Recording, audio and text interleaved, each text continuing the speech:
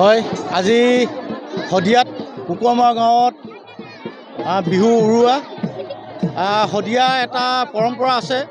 আমাৰ শদিয়াত কুকুৰমাৰা গাঁৱত মানে শদিয়াৰ প্ৰথম মঙলবাৰে উৰুকা, বুধবাৰে বিহু যেনেকৈ, ঠিক বহাগৰ শেষৰ মঙলবাৰটোত বিহু উৰুৱা এটা প্ৰতিটো বছৰে আমাৰ নিয়ম আছে। সেই উপলক্ষে আজি কুকুৰমাৰা গাঁৱত বিহু উৰুৱা হৈছে। আজি শদিয়াবাসী মানে বিভিন্ন জাতি জনগোষ্ঠীয়ে আমি এটা শদিয়াত সম্প্ৰীতিৰে আমি বসবাস কৰোঁ। যদিও আজি শদিয়াত সমগ্ৰ শদিয়াবাসীয়ে, আমাৰ শদিয়াত 127খন গাঁও আছে। প্ৰতিটো গাঁৱতে ইতিমধ্যে বিহু উৰুৱা শেষ হৈছে। আজি কুকুৰমাৰা গাঁৱতে বিহু উৰুৱা শেষ হয়।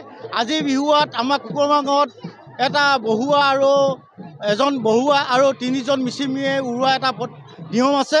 সেই বহুৱা নৃত্যই আজি শদিয়াত বিহু উৰুৱা শেষ হয় বুলি ঘোষণা কৰা হয়। আৰু আজিৰ দিনটো পাই শদিয়াত যিটো এটা কুকুৰমাৰা ঐতিহ্য নিয়ম আছে, বিহু উৰুৱা দিনটো পাই শদিয়া প্ৰতিটো সমগ্ৰ গাঁৱতেই মানে যিটো বেমাৰ আজাৰ বা কিবা বাধা বিঘিনি, সেইখিনি কালকৃষ্টি নাইকিয়া হয়।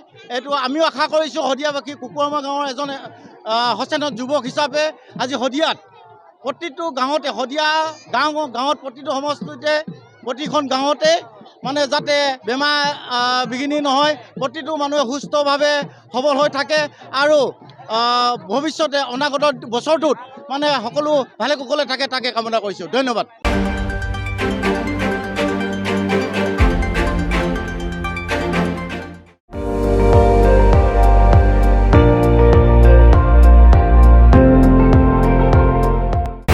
আপুনি চাই আছে ND24, সৰ্বশ্ৰেষ্ঠ নহয়, সৰ্বোত্তমৰ দৌৰত।